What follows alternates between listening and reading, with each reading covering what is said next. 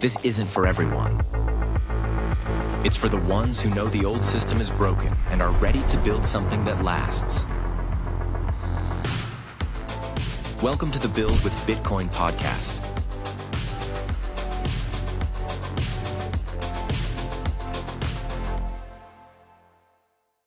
We are co-host Israel and Lynn, and today we have the pleasure of welcoming onto the podcast Cory Klippsten, CEO and founder of Swan Bitcoin. Thank you for joining us, Cory. Great to have the opportunity to chat with you. Yeah, great to see you, Lynn. Great to meet you, Israel, and looking forward to having this conversation with you guys. Yeah, well, we have plenty to cover, Cory, and of course, we want to get into everything that Swan does and a little bit of your backstory, how you came to founding Swan. But given recent events, we're recording on August 3rd, 2026, and we just had a very large vulnerability that was uncovered over the course of the weekend. It started on Friday. Many people hurting, many people with questions. It was a big kind of philosophical kick to the Bitcoin industry, as many Bitcoiners have been big proponents of self-custody, and I think many will that should not change. But there was a very large hack into one of the main providers of a hardware device called Coldcard. What are some of your thoughts on the events that just happened, Cory? I mean, first off, my heart goes out to those people that were stacking sats and saving Bitcoin in what they thought was a secure setup, where they trusted people to have verified. This was not an easy thing to verify for a layperson, and it's completely understandable that one would not have been able to verify that this seed phrase entropy was robust enough on these Coldcard devices from 5 years ago. It's not something that was really in the realm of security threats that most people were thinking about, especially when you had so many well-known voices in the Bitcoin space extolling the virtues of cold cards.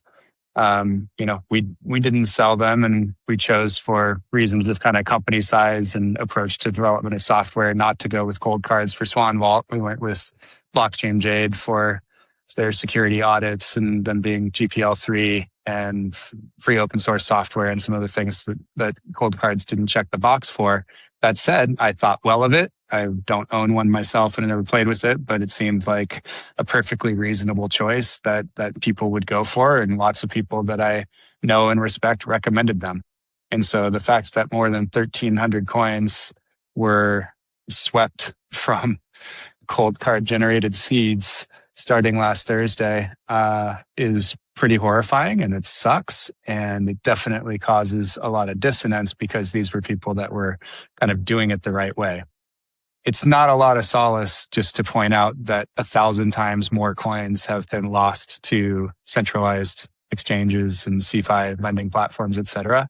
That's true, but Bitcoiners generally don't have a lot of respect for people that don't understand Bitcoin much and would pledge their Bitcoin to BlockFi and Celsius and Voyager and Three Arrows Capital and FTX in the first place. So it kind of felt like, I know the approach and the way I kind of looked at it was like, play shitcoin games, win shitcoin prizes. And that's obviously not what happened here. But I also think it's probably helpful to keep that 3 orders of magnitude difference in mind a little bit as you think about what this is and why people will continue to self-custody. And frankly, I expect self-custody to be immediately, already days later, safer than ever because of how hard all of these hardware wallet code bases are getting hit by white hats going and running models against them and inspecting every line of code and checking for different interdependencies. And I mean, nobody's going to get just like a trust me bro pass ever again in the self-custody space. It'll never happen again. Yeah, Cory, and I just want to clarify, it wasn't so much a hack as it was a complete deficiency in cold cards security and their code base. And so it had happened 5 years ago and was just discovered. But it does cause a break of trust in self-custody or loss of confidence, I think. Even on Cafe Bitcoin today, there was a woman that came on and just talked about the angst that she felt, herself and the confusion. So given that, and given how you and Swan have always been such, staunch proponents of self-custody. I think you've mentioned that 80% of the sats sold on Swan have gone directly into self-custody. You always encourage that as a practice, as a company. How do you view the rebuilding of I don't know if it's even trust, but even comfort that an individual can take in ensuring that they're doing the right thing by having control of their own coins? How do you kind of move forward there? Look, I think you have to let the market sort it out. And I think you have to let people come to their own choices on how they want to approach it. And, it's one of the reasons that we've built out on purpose offerings for the full custody spectrum, basically from like fully self-sovereign all the way through to fully delegated or even, multi-institutional custody, which we have coming out later this year. So you can go it completely on your own, or you can have guided self-custody with Swan Sovereign, or you can have collaborative self-custody with Swan Vault, or you can have delegated custody with Swan Safe, where these coins are stored at Bakkt or BitGo, which are large public companies with huge security teams and security audits and certifications, and they're OCC chartered and have trust companies, et cetera, et cetera. So and then multi-institutional custody is coming soon, and we've announced that we're building that, and we'll have it out hopefully later this year, which is one of 3 keys with each of 3 different institutions. So, basically you trust that 2 large institutions won't collude to steal the coins from your particular address. And then you can go even further than that and say, are people just going to buy ETFs? And, I think some will. But again, that's not the real thing. And it's something where you still have to ask for permission. And I think the reasons to own a bearer asset and control it yourself still hold, regardless of whether there was, an unfortunate incident with one small vendor in the space. Yeah. It seems like the multi-sig model is coming under the spotlight, and yeah, to your point, Cory, I think what Bitcoin gave the world is optionality, and maybe perhaps there was a little too much optionality of unproven models, and these are parts of the growing pains, I guess, of a new technology and new industry. But I do also believe that this will kind of harden the industry in a positive way at the end of the day. It's certainly a tragedy, but I guess I do see some consolidation ahead for the industry, which hopefully is, for the better and in a very healthy light. Maybe moving past this particular event a little bit, Cory, it would help to understand a little bit more about you as a founder of Swan and what led you to Bitcoin. So maybe, as much as you want to share about pre-Swan and why you got so involved in Bitcoin. Yeah, just before we move on, I'm curious what you mean by consolidation. Do you mean companies buying each other? Do you mean companies going out of business? What does that mean?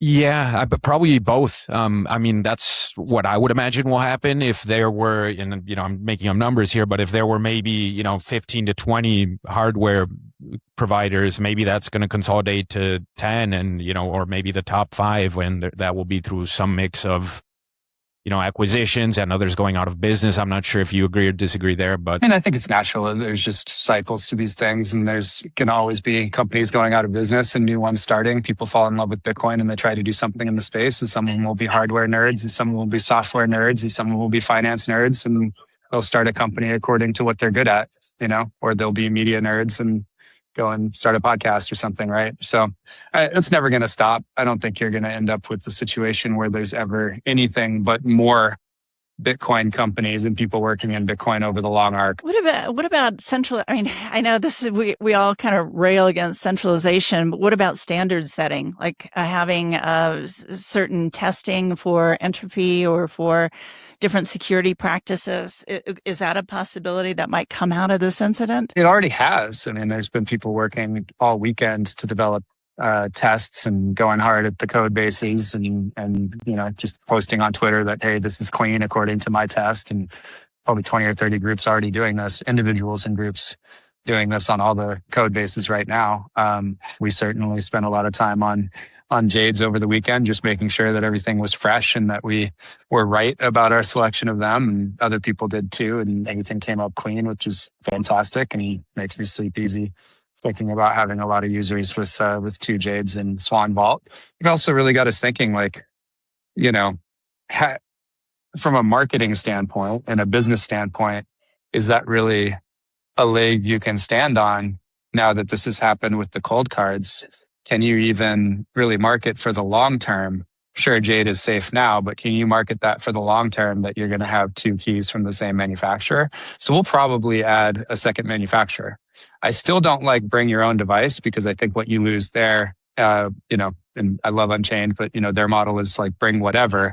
But what you're losing there is, sales and support having to be super experts on whatever you bring to the table. So you obviously, by definition, can't support your clients as well as you can if the company is recommending the devices. And then also, people might choose a shitty device and they're going to kind of blame you. So, the support burden on a company that has recommended cold cards, or that has lots of people that have chosen cold cards because, you're always advertised on the same podcast where cold card is advertised or something like that, you end up being support for everyone in the industry.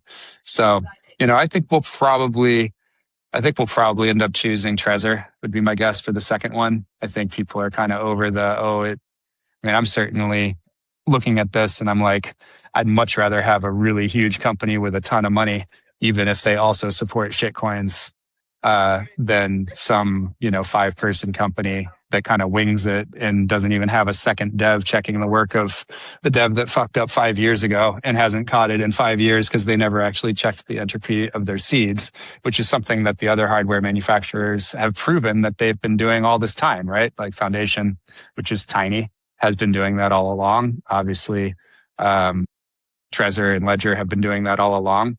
Jade has been doing that all along at Blockstream. And it's something that CoinKite, it turns out, wasn't doing. So yeah, very, very scary when you think about it. But I'm happy to be encouraging self-custody, making sure that people know that they don't have to and not feel bad about it if they're not ready to.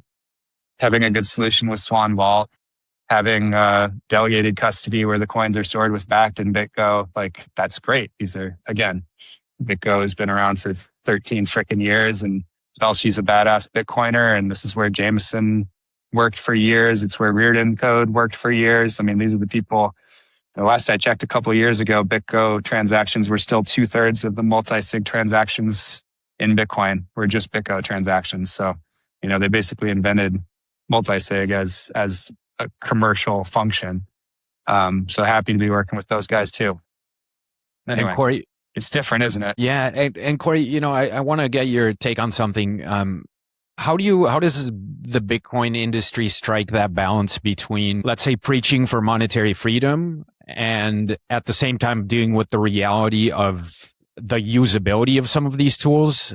Because now, you get into setups where, and you kind of hit on this, it's probably best to go multi-vendor if you have two keys. So now you're talking about, getting device from two different companies. People sometimes, if you're not as technical, you run in some of these products and they're talking about, rolling dice and these very, like, just new, very technical things that just present a barrier for user experience or usability. So, I mean, where does the industry find that right balance as far as welcoming new people into this self-custody model? What I will say is companies and founders generally will look at what's happened to NVK and CoinKite, which I now expect to go out of business. I don't think they make it.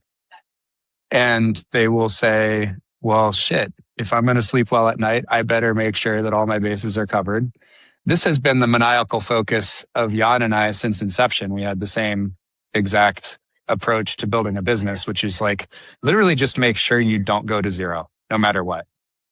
That's all you have to do in Bitcoin, because you have the rising tide lifts all boats. If you're in the industry and you have, you kind of have swing after swing after swing of being able to develop products. If you have an audience and you have been serving people well for years, all you have to do is just not die, and you're going to end up doing well, in the long run, because you get the opportunity to see what the industry needs. And when you have a team, you can build new things. Right. So, I just like the cost of not being able to move forward with the company that you've built should be motivation enough to really scare a lot of entrepreneurs into not doing this if they're not willing to actually take it all the way down to brass tacks and make sure that all their bases are covered and that what they build is actually secure. And for the companies that exist in the space, they should feel a lot of agita. They should be very upset in their stomach if they haven't had an intense approach to security all along. And that's table stakes for a company in this space is a maniacal approach to security. Anti-fraud obviously is a big deal. And that's why I've always made it's not really a joke. It is a real comparison. It does seem like our whole team is basically like PayPal 25 years ago, when they were battling all the Russian hackers and Max Levchin kept on saving the company, just kind of saying one step ahead.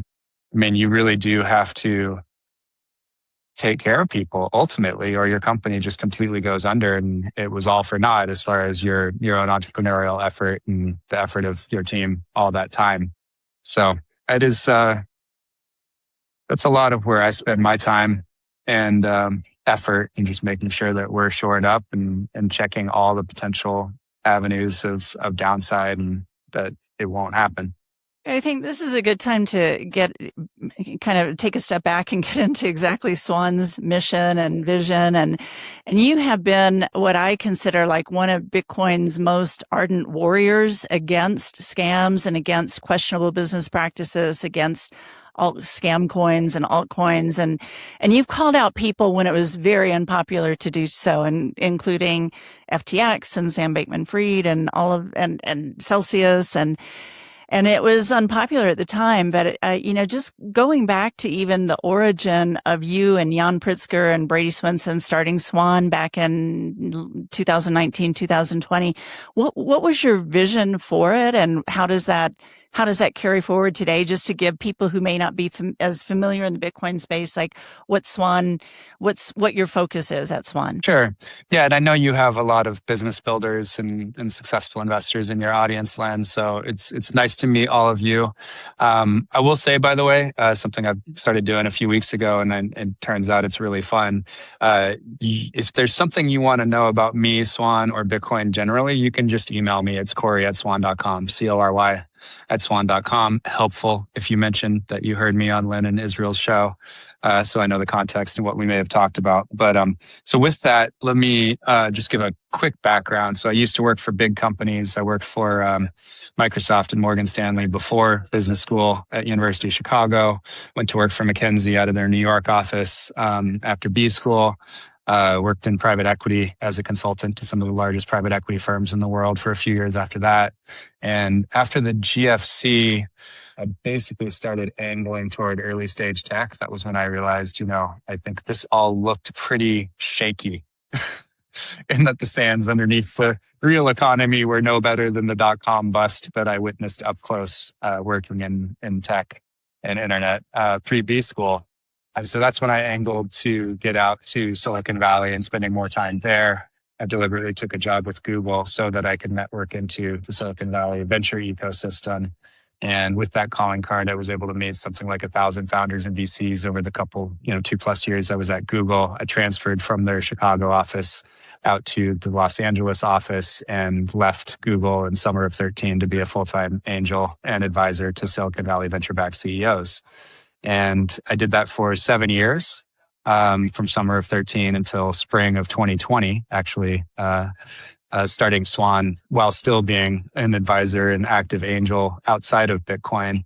And, that was bifurcated by getting into Bitcoin and crypto just because of all the noise in the spring of 2017 with the run up in the price of Bitcoin and all the altcoins and ICOs. And unfortunately, the signal coming from some of the venture firms that I was closest to and had the most respect for, whether it was Unisquare Ventures or Sequoia and Andreessen Horowitz and on, was, hey, these payment tokens are a big deal and every market network should have a shitcoin, and, they're just going nuts on tokens. And so it took me took me about 10 or 11 months from, call it May of 17 till March or April of 18 to get out the other side and understand that only Bitcoin mattered out of all these crypto tokens. And from then on, I was just only interested in Bitcoin. I kept on consulting to non-Bitcoin, but started adding some Bitcoin clients and positions as well. And really had the idea for an education-focused on-ramp in spring of 2019. So it took me about a year to figure out like what I thought I might want to do in the space.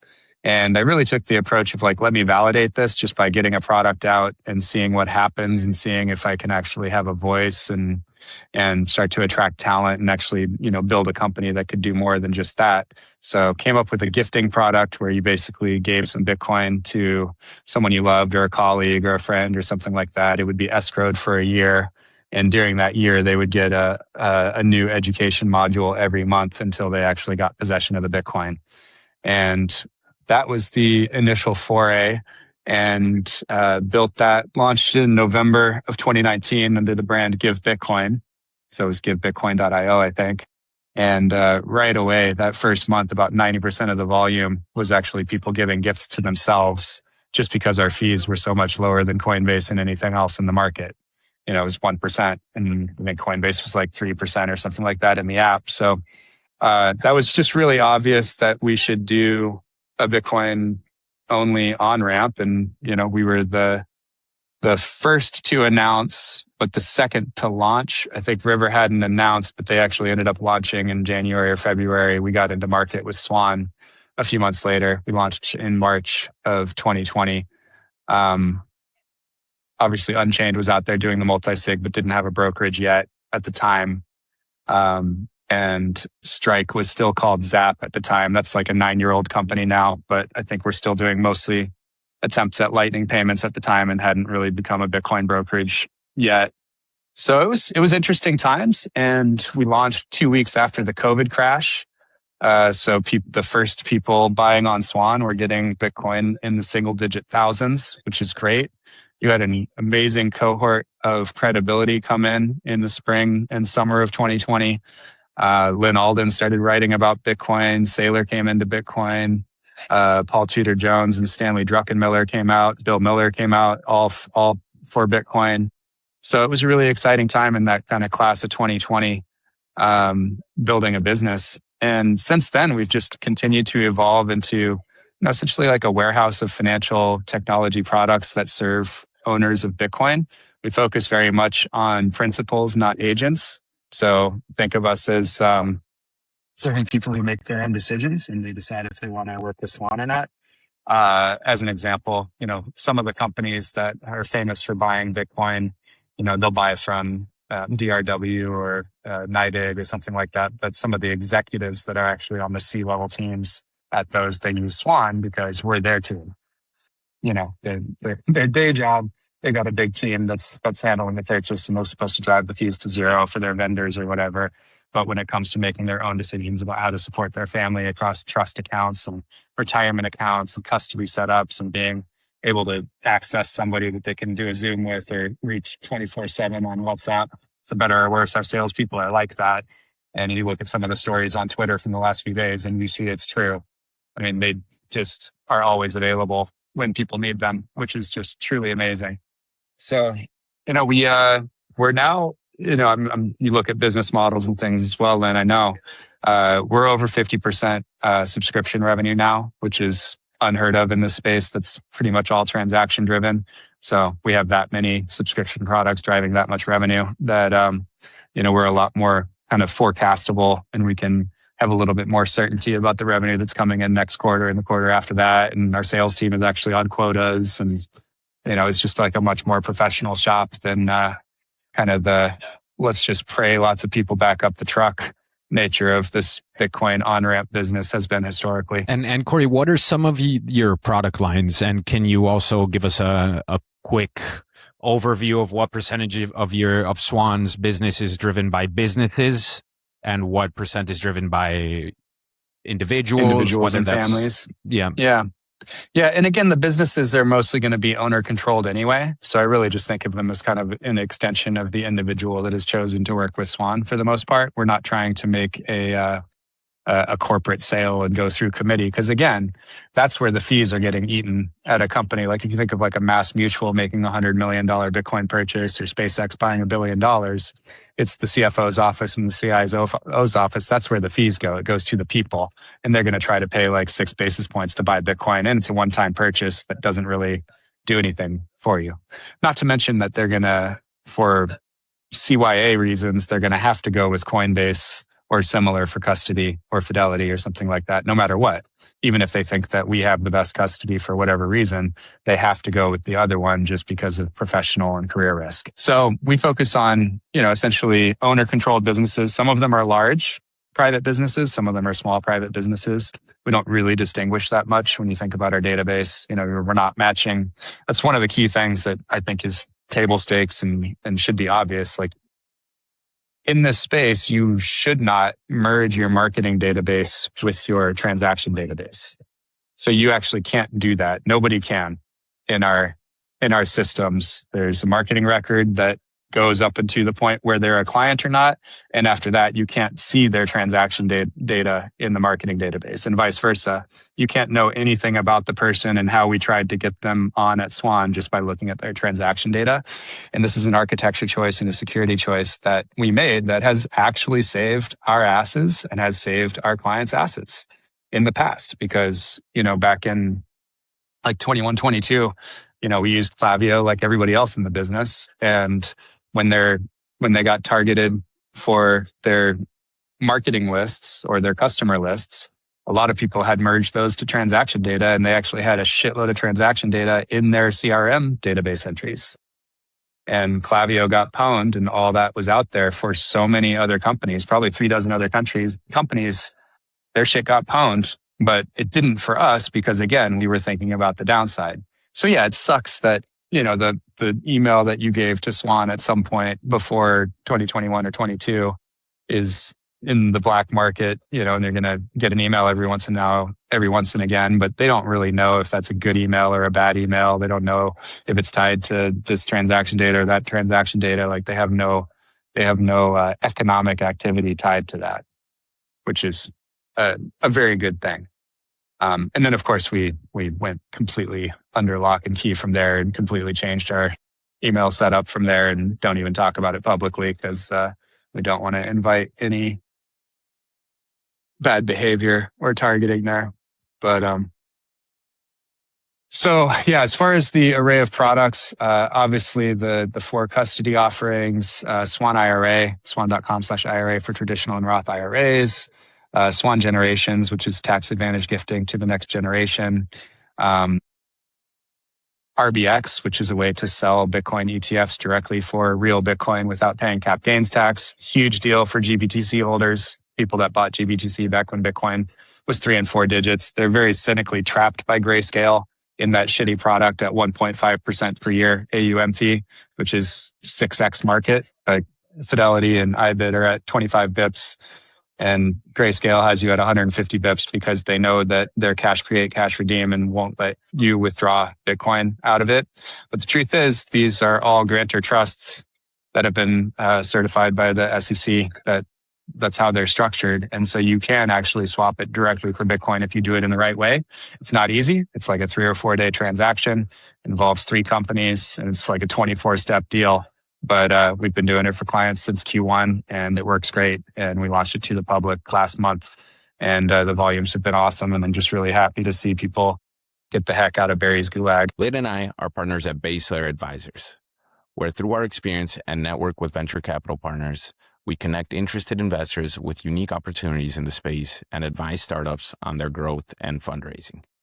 Visit our website's advisory section to learn more. Cory, it feels like this whole commitment to education has continued on through Swan's evolution, and really committing to having people understand Bitcoin and the full potential of what it means as a monetary system versus just a transaction or a stock that you trade, like even the getting out of an ETF and moving into Bitcoin and self-custody.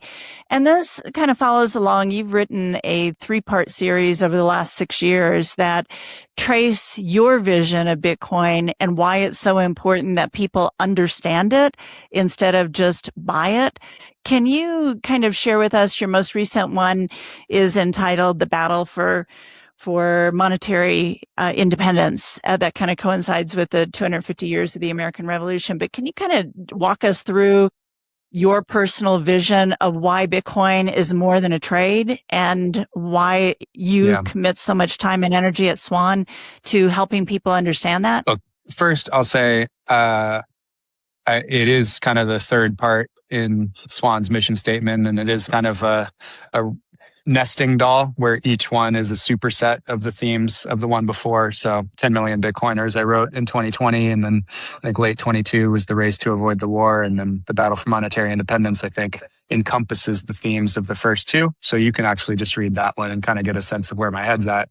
Swan.com/battle will take you right to it. I've never gotten more inbound in my life of anything that I've written, as far as people reaching out and saying that it touched them and that it meant something to them and that it's got them fired up about Bitcoin, et cetera, et cetera. So, I do recommend reading it. And I don't think I went to bat for the other two, even though I love them as well. But I actually think people should read it.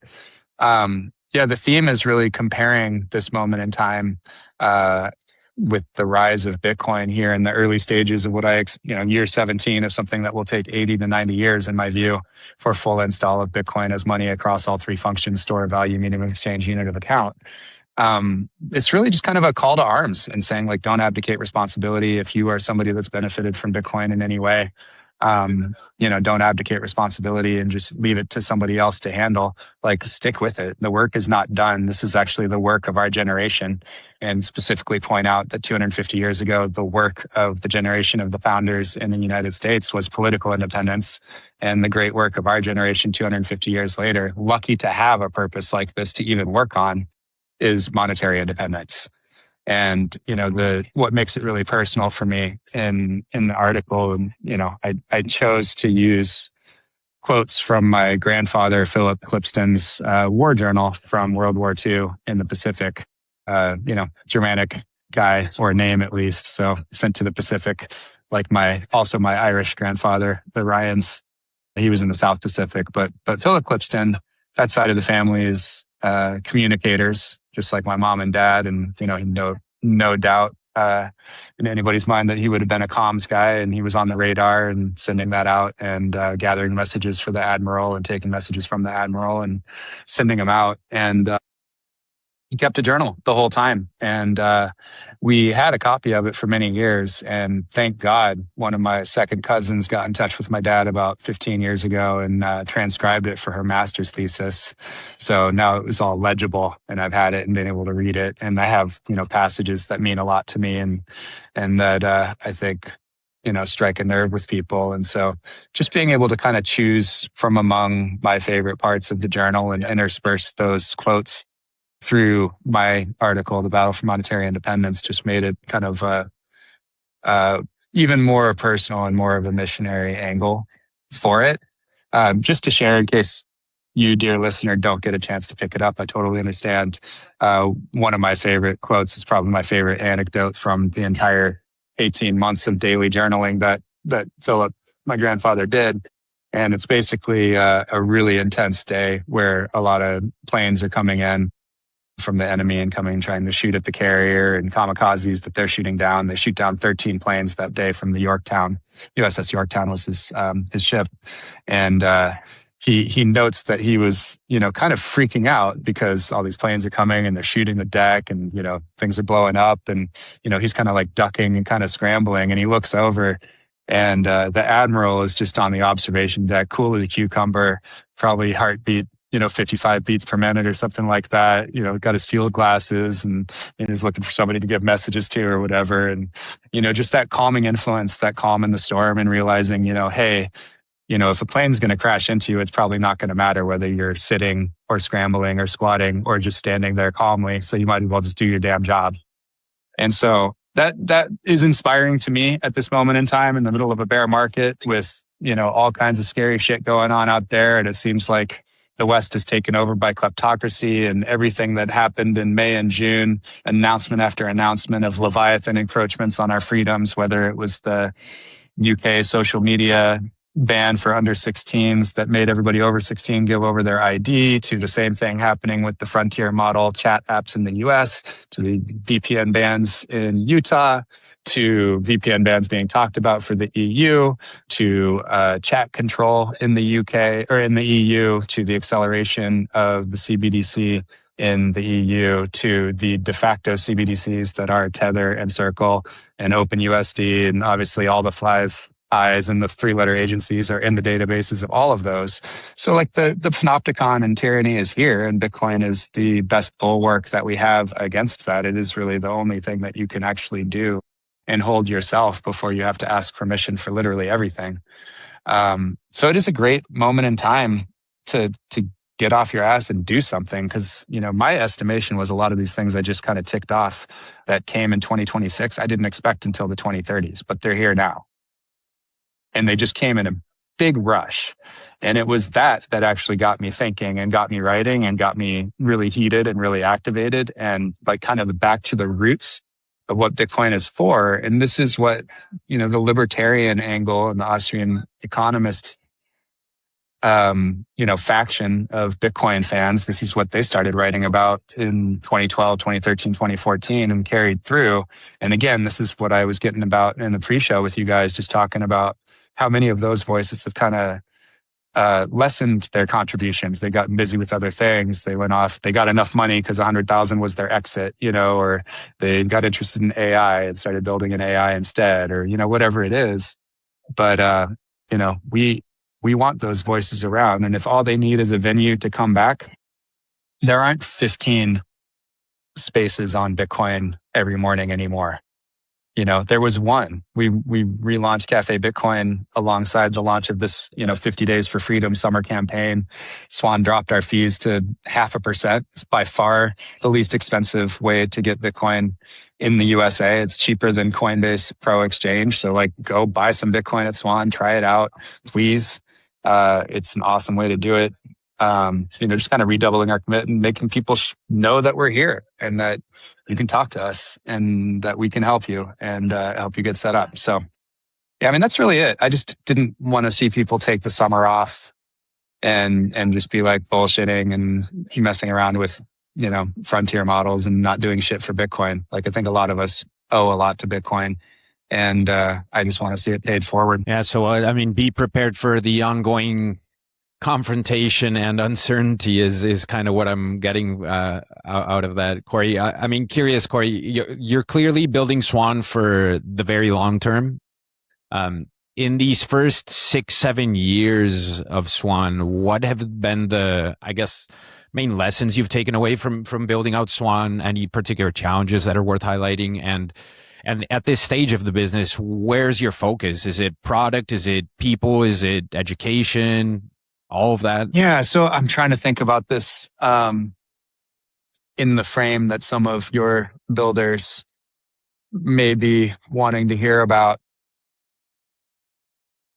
When you are a contrarian and you see something different from how the industry does, you have the benefit of basically having kind of a long runway to get it right, because they're not going to be piling in because it's a contrarian thesis. And so there isn't going to be a bunch of venture money to create competitors to you. So in that respect, it's kind of nice to have a long time. The flip side is you're going to be, probably starved for capital. We could easily do great work with $100 million right now. And, our return on ad spend has been ridiculously good and would, make me invest immediately back in the day, if I saw those kinds of numbers from startups.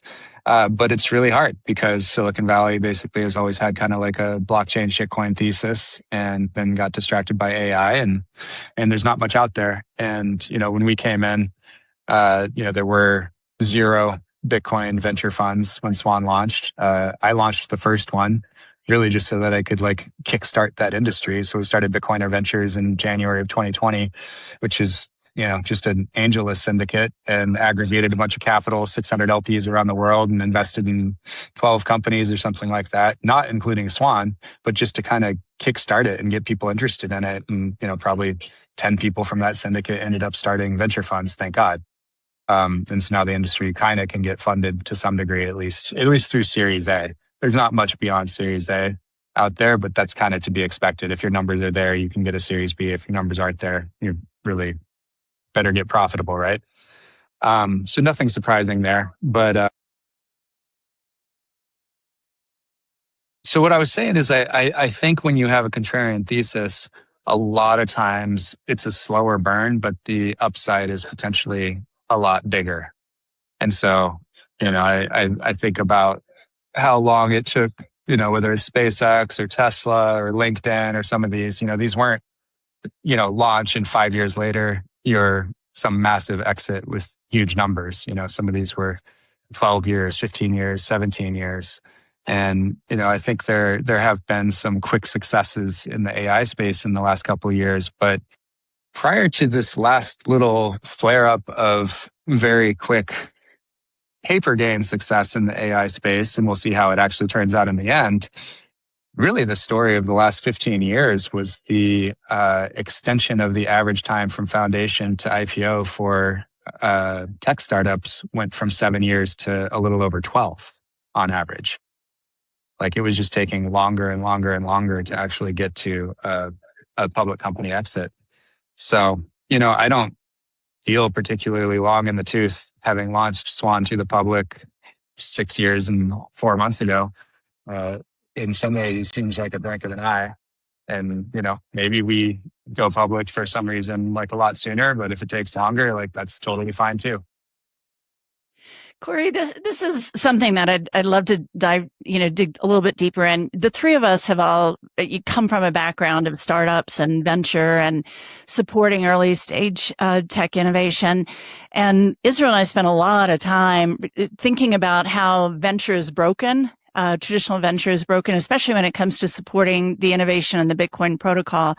And I'm sure you do too. I know I've heard you make reference, but how can we help, get venture capital or true investing in Bitcoin companies with a longer lens, without this quick flip and the tokenization that traditional venture capital in Silicon Valley has gravitated toward or has coalesced around? Like, how can we encourage more long-term thinking, more Bitcoin foundational thinking to support the companies and the innovation that we need to occur in order to grow this space? I mean, I know that you're very focused on adoption and having people think about it. And Israel and I are focused on helping those founders that are creating the tools and the infrastructure that we're going to need in order to gain more adoption. So how can we all rethink financial support for these companies such as Swan? Well, I'm going to answer this just from the medium amount that I know of you, Lynn, which is really probably the best place you can help is taking these companies and taking these founders that you come across where you see promise and you see potential and, offering your help to shape them up. It's making introductions and giving suggestions and building relationships with them. I mean, I've been helping Bitcoin companies for years now for no immediate reason whatsoever. It's just to pay it forward, kind of left coast win-win game that I'm playing, a long-term greedy thing, which is why I've invested in competitors and advised competitors and helped make hires for competitors. And, we built Bitcoiner jobs so that everybody would have a Teams page where everybody could see the jobs. We never monetized that. And a bunch of our would-be competitors use it as their Teams page and have hired people through a site that we pay for, So I just think some of this is just making contributions to the ecosystem. And, you meet more people that way. You get a better sense of where you want to sit and what you want to do and who you want to work with and who you want to partner with. And you may find that, some of your frenemies actually should be, someone you cooperate with rather than compete with, things like that. So I just think it's always useful. And there's plenty, in some ways, there's a lot of because Bitcoin itself is open source, I think the companies in the space are also kind of half open source to some degree. And so, just because nobody owns and controls Bitcoin, just like nobody owns and controls Linux, it doesn't mean that you can't build massive value around the technology by being, one of or some of the experts around that technology or around that asset in the case of Bitcoin. So that's probably our approach. It's like you want to just keep on adding value, and it's not always clear at the time that you're putting forth the effort or the expenditure exactly how it's going to pay off, but you just early days you have faith that it will, and over the years it's like clear that it has, and that you're kind of again unkillable. So in that respect, that's part of what I see is the goodwill and the relationships that we have built because of always playing a win-win-win pay it forward game are what create the brand and mean that we'll always have a few thousand people willing to try any new product that we come out with. And you're never kind of just like, you're never putting all the marbles in the game just because of one decision. You kind of get, again, swing after swing after swing after swing after swing, and you can keep on trying new things forever if you are, if you have basically done enough for an ecosystem that people will support you for almost anything that you try, as long as it's not completely idiotic. Well, Cory, I know we're getting close on time here, and we certainly want to respect the hour. One question for you, at least on my part, the last question is where, for a general technologist or entrepreneur that's starting to look into the space that maybe hasn't gotten involved in the past but is starting to, where would you point them to as far as resources or a starting point? Yeah. Look, you can put this in the show notes, but I mean, obviously we spent a lot of time on this, and we are curators of, I think, the best educational resources in the space on purpose. And we've always kind of taken up that charge to do it. We give away what I continue to believe is the best introduction to Bitcoin, which is Inventing Bitcoin, swan.com/free book. You can go grab it. We've had something like 300,000 people download that book in text and or audio. So I'd start there. It's only about 2.5 hours read. So it's like 100 pages of not super small type. That is a great introduction to Bitcoin. We similarly drafted and recorded a fantastic video series called just Welcome to Bitcoin. So swan.com/welcome is 6-10-minute episodes to kind of get you started and point you in the right direction. Eventually you have to be an autodidact and go down the rabbit hole yourself and find the voices that you want to learn from, but that's a great starting resource. I also created a 101 course, basically. That's just 8 of my favorite resources for helping people understand Bitcoin and get interested in it. That's at swan.com/Bitcoin 101. So I highly recommend that as well as another place to get started. And then finally, we just released a documentary film called Bitcoin Season, which you can just look up on YouTube, Bitcoin Season movie, which just came out, I think, in June, maybe late June. Fantastic movie. It's about bringing Bitcoin into the world of basketball over about 18 months and resulting in partnerships for us with the Compton Magic and the Cleveland Cavaliers and Clutch Sports Agency, LeBron's agency, or as some of your ladies in the audience might know, Adele's boyfriend's agency, Rich Paul's agency. But yeah, I like that one as a recent addition because it's entertaining and it's a fun story, and people that weren't into Bitcoin keep on coming out of viewing that saying they actually understand Bitcoin, kind of understand their partner, understand their friend a little bit better coming out of actually watching that movie. So yeah, that's a few good places to start. It has nothing to do with your love of basketball either. I have deep emotions for the sport of basketball, and Bitcoin is the only thing non-family related that's ever superseded that for me. Cory, thanks so much for your time. I think we're probably way overdue. We're realizing we're overdue to have had you on, and it won't be the last time. We'd love to get back into, diving deeper into some of your thoughts, some of your, the Swan details. But so we hope to have you back again. But thank you again for your time. We really appreciate it. We'll include all these references in our show notes. So thank you for your time and for all you do for Bitcoin too. Well, thank you both. Appreciate the time, and good luck with everything you guys are working on, and good luck with your upcoming conference.